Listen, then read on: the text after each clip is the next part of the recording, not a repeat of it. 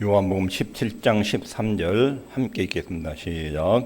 지금 내가 아버지께로 가오니 내가 세상에서 이 말을 하옵는 것은 저희로 내 기쁨을 저희 안에 충만히 가지게 하려 함이니이다. 아멘. 예수님은 큰 소리로 기도하셨습니다. 이 말은 제자들이 내 기도 소리를 듣고 내 심정을 알기를 바랍니다. 이 내용이 포함되어 있습니다. 하나님 아버지께 기도한 내용이지만 큰 소리를 하신 것은 가까이 있는 제자들이 이것을 알기를 바라고 또 그런 내용 하나님의 심정을 예수님의 심정을 이해하기를 바라신 것입니다. 큰 소리로 기도하는 첫 번째 제목은 뭐냐면 예수님의 제자들이 누구인지 제자들이 신분과 특권을 명확하게 이해하기를 원하셨습니다.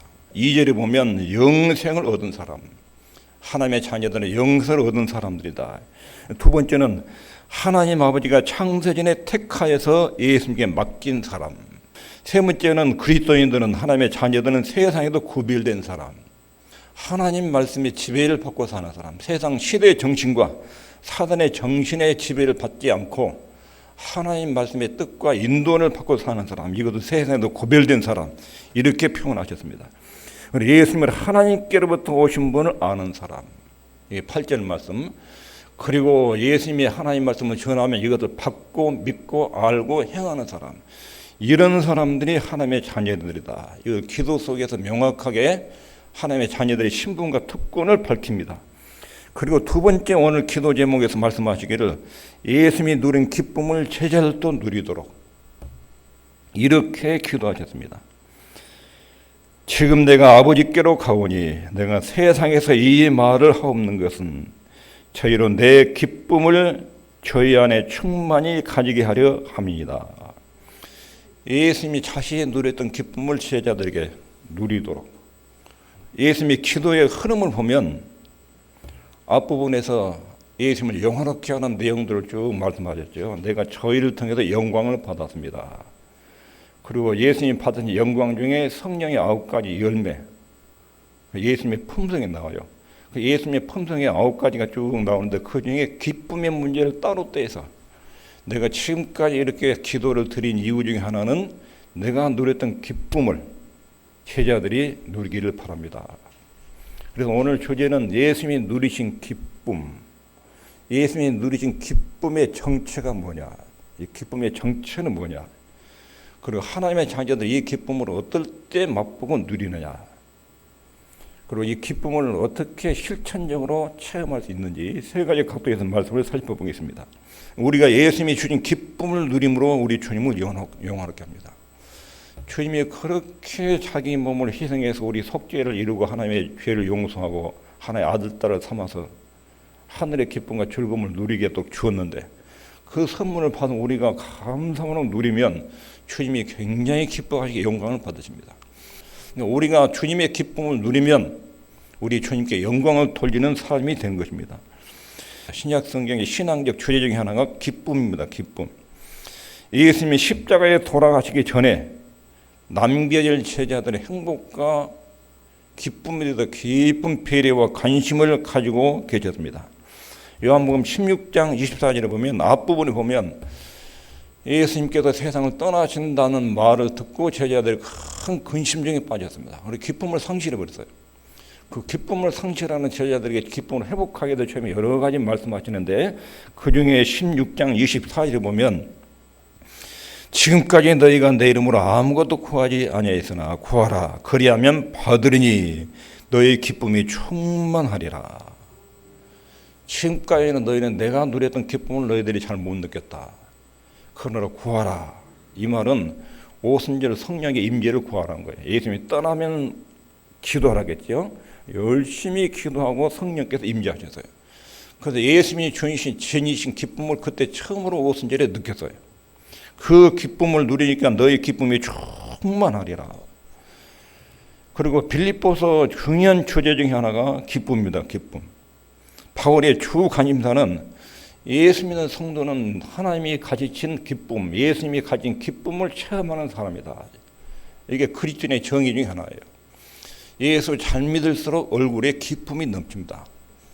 느헤미야서에 보면 하나님을 기뻐하는 것이 너희의 힘이니라. 사람이 기쁘면 관용이 있고 너그러움이 있고 사랑이 나타나고 마음이 기쁘면 행복하고 여유가 있습니다. 주 안에서 항상 기뻐하라. 내가 다시 말하노니 기뻐하라. 바울은 예수 믿는 성도들이 항상 기쁨을, 주님이 누리기는 지시는 기쁨을 소유하고 살기를 바라셨습니다. 요한계시록에도 끝에 가면 최고의 기쁨이 나옵니다. 하늘의 영광을 맛보면서 얼마나 기뻐하고 감격해 하는지 참된 기쁨과 즐거움에 대해서 기록합니다. 요한일서 1장 4절에 보면 요한일서를 기록하는 목적 중에 하나가 우리의 기쁨이 충만케 하려 함이니라. 신약 성경의 신앙적 주제 중 하나가 기쁨이에요. 기쁨. 이런 기쁨을 충만하게. 기쁨에는 몇 가지 중요한 원리가 있습니다.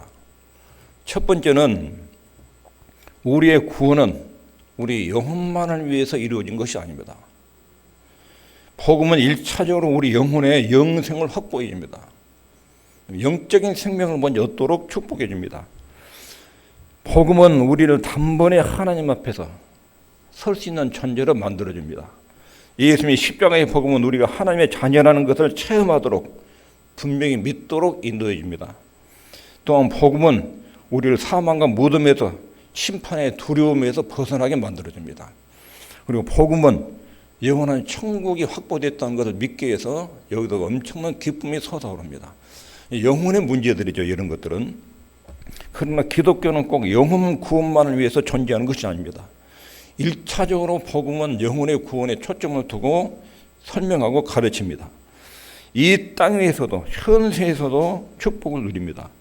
이 균형을 잘 이루어야 됩니다.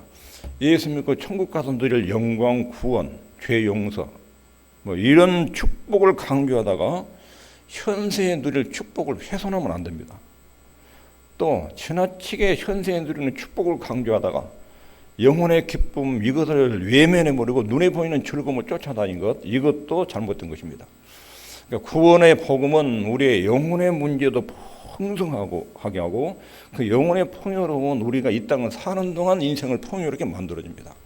이 땅에 사는 동안 누리는 큰 행복 중에 하나가 주님이 주시는 기쁨입니다. 기쁨. 예수 잘 믿는다는 신앙의 표현은 얼굴에 기쁨과 평화예요. 기쁨과 평화. 지금까지 너희가 내 이름으로 아무것도 구하지 아니하였으나 구하라. 그리하면 받으리니 너희 기쁨이 충만하리라. 그리스도인은 주님의 설명에 따르면 기쁨이 충만한 사람이어야 된다. 그리고 구원받으면 원래 구원의 기쁨이 속에 가득 채워져야 정상입니다. 정상이 그리스도인입니다. 이 점을 신약성경 여러 곳에서 가르치고 있습니다. 그리스도인은 이 기쁨을 충만히 누려야 합니다. 그리고 이것이 마땅합니다. 하나님이 내리시는 기쁨을 누리지 못하면 그 누릴 동안 안식과 평화를 누리지 못합니다. 세 번째 읽겠습니다. 시작.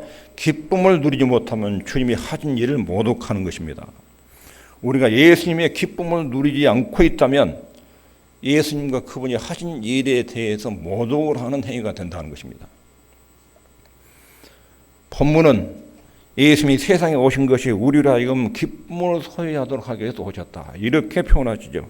13절에 내가 아버지께로 가오니 내가 세상에서 이 말을 하옵는 것은 저희로 내 기쁨을 저희 안에 충만히 가지게 하려 합니다. 예수님의 십자가의 희생 사역이 우리에게 큰 기쁨을 주기 위해서 기쁨을. 근데 그 기쁨을 누리지 못하면 주님께서 그렇게 큰 희생을 치르고 십자가의 죽음을 겪으셨는데 그 기쁨을 누리지 못하면 십자가의 희생 죽음을 우리가 모독하는 것입니다. 요한복음 16장 33절에 이것을 너에게 이름은 너희로 내 안에서 평안을 누리게 하려 함이니라. 세상에서는 너희가 환난을 당하나 담대하라. 내가 세상을 이기었노라 하시니라. 그 기쁨과 평안은 어떻게 오냐면 예수님이 세상을 이기었기 때문에 너희가 세상을 이기었노라. 너희가 세상에서 환난을 당하라. 세상을 이기었다. 이렇게 주님 말씀하십니다. 예수님이 세상을 어떻게 이겼죠? 예수님은 부활로 죽음을 정복했어요. 십자가의 죽음으로 죄도 정복했어요. 그리고 사단의 세력도 정복했어요. 죽음과 죄와 사단, 이것이 인간을 가장 비참하게 만드는 3대 요소예요. 이것들을 주님께서 다 제압을 했어요. 그리고 그 선물을 우리한테 줬어요. 우리의 기쁨은 예수님의 승리, 이기신 것에서 나오는 것입니다. 비참하게 사는 성도는 예수님을 영화롭게 하지 못합니다. 예수님의 기쁨으로 사는 성도, 이 사람들이 예수님을 영화롭게 합니다. 그러므로 예수님은 우리를 기쁨이 가능하도록 모든 필요 요건을 다 충족시켜 주셨습니다. 그럼 우리가 예수님 때문에 기뻐하는 것은 마땅하고 그것이 성도의 의무이기도 합니다. 신약 성경은 이것을 명령적으로 말하는데 주 안에서 항상 기뻐하라. 내가 다시 말하노니 기뻐하라. 여러분과 저는 예수님이 가졌던 기쁨을 누리는 것이 마땅하다. 권리이다. 이것이 책임이다 하는 것입니다. 그러면 이 기쁨의 정체가 뭐냐? 기쁨의 정체. 주님이 말씀한 이 기쁨의 정체. 이것은 첫 번째 있습니다. 시작. 예수님의 기쁨입니다. 예수님의 기쁨. 사람들이 흔히 생각하는 종류의 기쁨이 아닙니다. 이 기쁨은 예수님이 친히 느끼셨던 기쁨. 그러므로 이 기쁨이 육신적인 쾌락이나 난잡한 즐거움이 아니라는 것을 먼저 명확하게 알아야 됩니다. 양극단을 조셔야 됩니다. 그러니까 유격적인 즐거움을 너무 외면하다가 금욕적으로 가다가 우울하게 빠지는 것, 이것도 잘못된 것이고, 육신적인 쾌락을 기쁨으로 알고 영적인 기쁨과 쾌락을 무시하는 이런 쪽으로 튀는 것도 조심해야 됩니다. 양극단을 조심해야 됩니다. 예수님은 슬픔과 고통을 아시면서 동시에 기쁨의 사람이었습니다. 참된 기쁨은 조작해내지 못합니다. 기쁨은 모방해내지 못합니다. 참된 기쁨은 우리 존재 깊은 곳에 심어져 있습니다. 심어져 있어요. 내가 만들어내는 게 아니에요. 이 기쁨은 우리가 만들어내려고 애쓰는 것이 아니라 우리 속에 딱 심어져 있어요. 예수 믿을 때 우리 속에 그 기쁨의 원천이 심어져 있어요. 이건 특별한 기쁨이에요. 예수님의 기쁨이에요. 모방할 수 없어요. 외적인 육체적 기쁨과 세상적 기쁨과는 차원이 다른 내용이에요. 이 기쁨의 정체는 예수님의 기쁨이다. 내 기쁨을 충만하게, 내 기쁨을 조회하네. 예수님이 누렸던 기쁨, 이게 주님이 말씀하신 기쁨의 정체예요. 두 번째는 예수님이 아셨던 기쁨이에요. 예수님이 아셨던. 저희로 내 기쁨을 저희 안에 충만히 가지게 하려 함이니라. 복음서에서는 막대한 고통과 견디기 힘든 수치, 이런 것들을 우리 예수님이 묵묵히 감당하면서도 마음속에 큰 기쁨이 있었어요. 수많은 사람들의 배반, 욕설, 그리고 가룟 유다의 배신, 제자들의 배신, 십자가의 엄청난 고통, 이런 것 앞에서도 우리 주님이 기쁨을 누렸어요. 기쁨. 이것이 주님께서 가지신 기쁨이에요. 아셨던 기쁨. 성령님이 우리 안에 만들어내는 성령의 열매 중에 하나. 주님으로부터는 기쁨. 성령의 역사로 발생한 성령의 열매 중에 하나 기쁨. 이 기쁨은 우리가 느끼는 기쁨이고 우리를 통해서 나타나는 주님의 기쁨입니다. 안에 심어져 있습니다. 예수 믿는 사람들 안에 심어져 있습니다.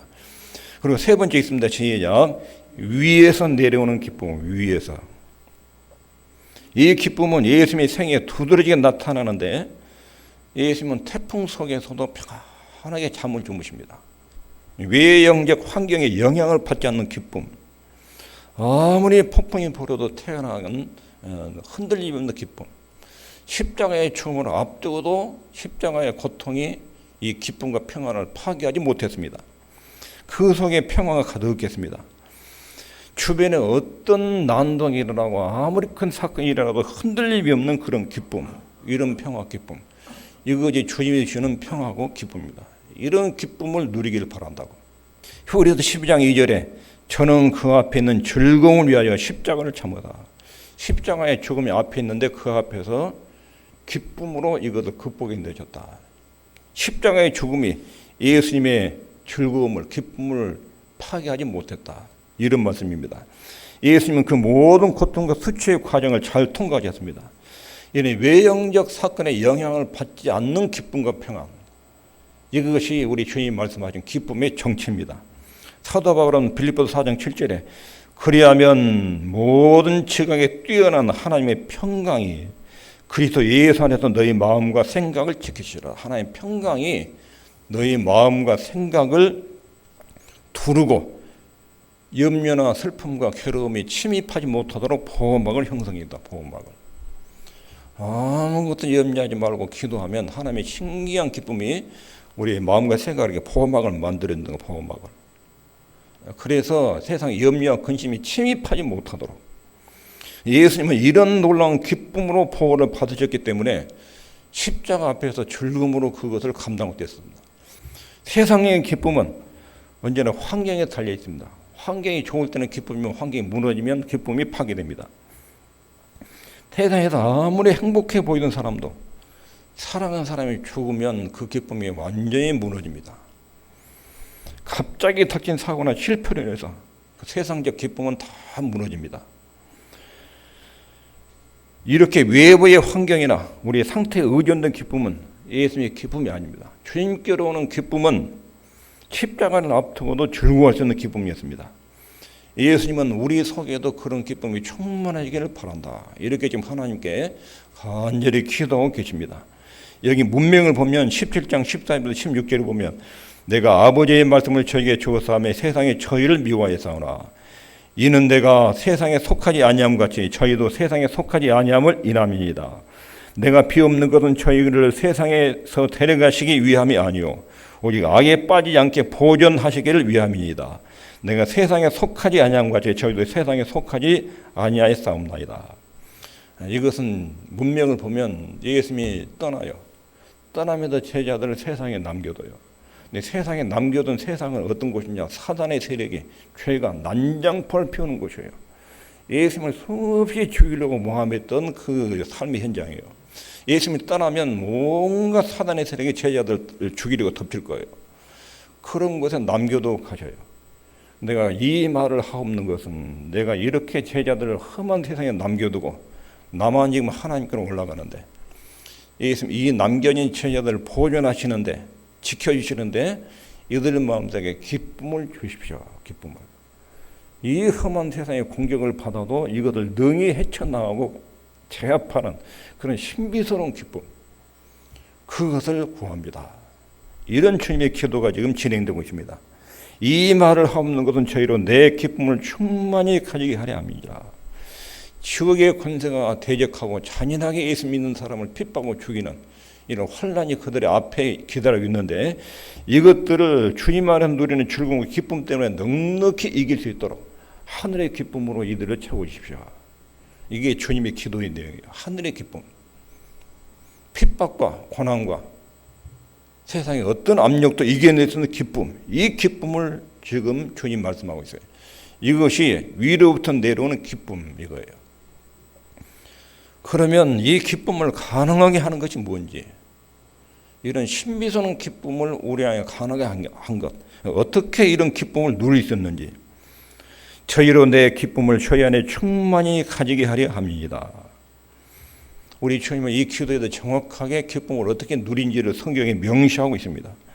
예수님은 이 기쁨을 주시도록 기도하셨고 큰 소리를 기도해서 너희들이 내가 이 기도하는 이 기도 속에 기쁨을 누리기를 바라는 내 기도가 내 심정을 알았으면 좋겠다.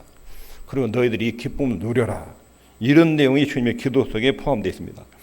이 기쁨이 어떻게 가능하니? 첫 번째 있습니다. 시작. 예수님의 사랑을 느낀 만큼 기쁨을 누립니다. 예수님의 사랑을 느낀 것만큼. 요한복음 15장 9절에 아버지께서 나를 사랑하신 것 같이 나도 너희를 사랑하였으니 나의 사랑 안에 거하라. 예수님이 나를 얼마나 사랑하셨는지 그 예수님의 사랑을 느낀 것만큼 기쁨을 느껴요. 기쁨을. 하나님의 사랑을 느낄 때 우리 마음에 기쁨이 충만합니다. 예수님이 우리를 사랑하시는 사랑의 증거가 어디에서 가장 강력하게 나타났어요? 십자가를 통해서 나타났어요. 이 십자가의 은혜와 사랑을 받아들이면 우리 안에 하나의 기쁨이 자리를 잡습니다. 두 번째는 17장 13절에 이 말을 하옵는 것은 저희로 내 기쁨을 저희 안에 충만히 가지게 하려 함이니라. 그리고 6절에 보면 저희는 아버지의 것이었는데 내게 맡겨줬습니다. 우리의 소속을 발견할 때 우리의 소속. 내가 하나님의 자녀가 됐는데 나는 창세전에 하나님이 나를 다 지목해서 보시고 딱 지목했다가 표시해 뒀다가 태어날 때 주목하고 있다가 어느 날 교회로 딱 끌어당겨서 예수님의 십자가 사건을 믿게 하고 알게 하고 하나님의 자녀를 출생하도록, 이런 하나님의 깊은 섭리가 내가 모르는 내 인생 가운데 작용했다는 걸 깨달으면 깨달을수록 신비한 기쁨이 속에서 우러나요. 이 사실을 알고 깨달을수록 우리 속에서 신비한 기쁨이 솟아나요. 이게 주님이 우리에게 주시는 기쁨이에요. 로마서 8장 1절에 그러므로 이제 그리스도 예수 안에 있는 자에게는 결코 정죄함이 없나니, 예수님께서 우리의 죄의 책임으로부터 건져주고 죄책을 짊어지고 내 형벌을 대신 당하시고 내 대신 율법을 완성해 주시고 그리고 선물을 우리한테 딱 주신 거, 이걸 믿고 깨달을 때 여기서 하나님의 큰 기쁨을 누리게 됩니다. 세 번째는 우리를 하나님의 자녀 삼고 그분의 성품도 주셨습니다. 로마서 5장 10절에 곧 우리가 원수 되었을 때 그 아들의 죽으심으로 말미암아 하나님으로 더불어 화목되었은즉 화목된 자로서는 더욱 그의 살으심을 인하여 구원을 얻을 것이니라.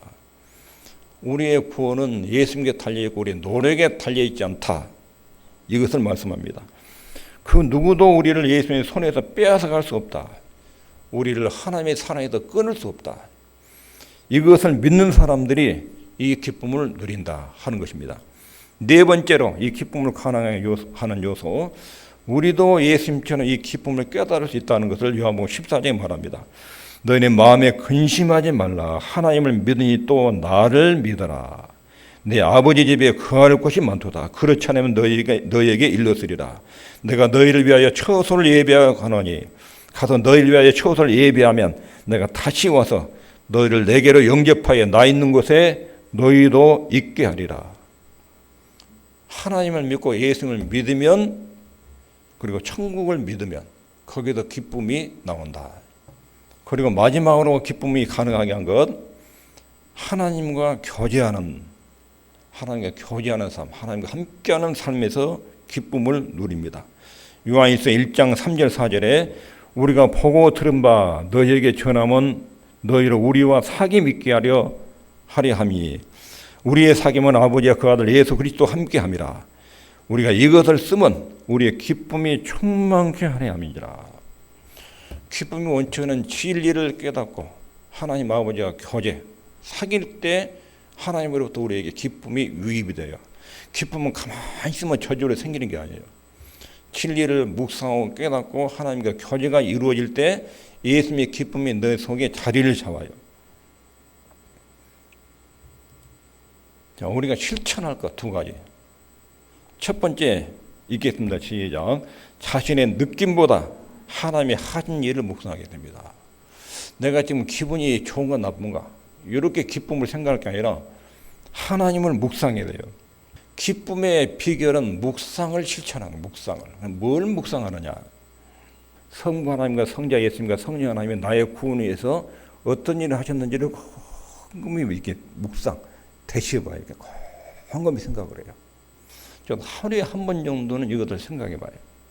이렇게 묵상을 하는 거예요. 묵상을. 하나님과 그분이 하신 일을 묵상을 해야 거기서 신비로운 기쁨이 나오는 거예요. 저절로 생기는 게 아니라 전력으로 생기는 게 아니에요.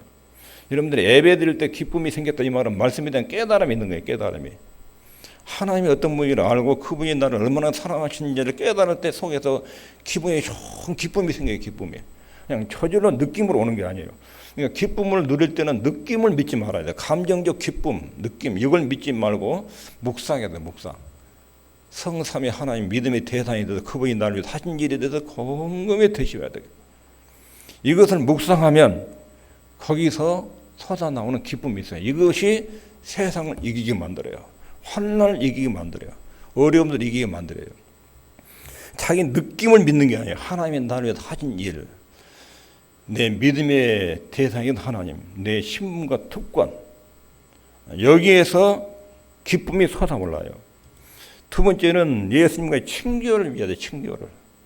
이걸 알아도 기도하지 않으면 주님을 만나지 못해요. 우리는 하루 생활에서 눈으로 귀로 듣고요. 입력기관이죠. 수없이 눈으로 보고 귀로 들어요. 이것이 우리 생각을 만들어내요. 그러면 이것을 여과시켜야 돼. 하나님 말씀을 듣고 묵상하고 기도해서 내가 오늘 보고 들은 것을 말씀으로 다 여과를 시켜야 돼. 여과를. 그러면 우리 마음속에 하나님과의 교제를 통해서 세상 사상들이 걸러져요. 그런데 마음이 생각이 깨끗해집니다. 그러면 기쁨이 유의돼요. 그러나 기도하지 않고 하나님의 말씀을 묵상하지 않고 하나님의 은혜를 묵상하지 않으면 천상 보고 듣는 것에 지배를 받아요. 세상적 정신에 지배를 받으면 거기에 열등감이 생기든지 비교의식이 생기든지 우월감이 생기든지 이상한 쪽으로 흘러가요. 그러면 하나님의 기쁨을 다 놓쳐버려요. 예수를 믿는데도 안 믿는 사람처럼 살아가요. 이런 편향이 생기는데 주님과의 친교를 유지할 때 기쁨이 속에서 형성이 됩니다. 죄악을 즐기는 즐거움은 참 기쁨을 몰아냅니다. 죄는 모양이라도 버려야 됩니다. 죄를 즐기는 즐거움은 참 즐거움을 몰아냅니다. 죄악을 즐기는 즐거움은 진정한 기쁨을 몰아냅니다. 그래서 우리 마음속에 죄는 모양이라도 버려라. 죄는 모양. 그래야 주님의 기쁨이 우리 속에 만들어집니다. 이 기쁨이 속에 들어오면 죄를 이길 힘이 강력하게 생깁니다. 죄를 이길 힘이. 불평, 원망 이거 다 떨어져 나갑니다. 기쁨을 누리면 기쁨 속에서 사랑도 관용도 너그러운 마음도 나옵니다. 우리는 무엇보다도 주님이 하신 일, 이 진리를 주시하고 창세전에 나를 예정하시고 예수님 보내셔서 죄를 속죄하시고 나를 하나님의 자녀 삼으시고 나는 이제 죽으면 천국 가게 하는 이 진리를 끊임없이 생각해야 돼. 끊임없이. 나는 세상에 속한 사람이고 하늘에 속한 사람이고 이 세상의 정신을 따라 사는 사람이 아니라 하나님의 말씀의 정신을 따라 사는 사람이고 끊임없이 자기 신분과 정체도 생각해야 돼요. 자기의 정체성 이것을 확인하고 묵상하고 사득하고 그 속에 거하면 기쁨이 있어요. 기쁨이. 내가 세상에서 이 말을 하옵는 것은 저희로 내 기쁨을 저희 안에 충만히 가지게 하려 함이니라. 예수님은 그 기쁨으로 사셨고 그 기쁨이 여러분과 저에게도 있기를 바라셔요. 오늘 말씀을 종합적으로 정리하면 그리스도인은 영생을 얻는 것을 목표로만 하지 않고 이 땅에서도 행복하고 기쁘게 살도록 만들어졌습니다. 예수님의 기쁨을 누리지 못하면 그분의 사역을 모독하는 것입니다. 예수님은 우리에게 큰 기쁨을 주기 위해서 십자가에 죽으셨습니다. 십자가에 주신 목적이 여러 가지지만 그 중에 하나가 예수님이 누렸던 기쁨을 주기 위해서 그런 사역을 하셨습니다. 그 기쁨의 정체는 예수님이 누리셨던 기쁨입니다. 유격적이고 세상적인 쾌락을 말하는 것이 아닙니다. 그리고 예수님이 아셨던 기쁨입니다. 신비하게 위에서 내려오는 기쁨입니다.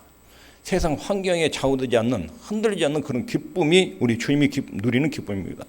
그럼 이 기쁨을 어떻게 가능하게 하느냐?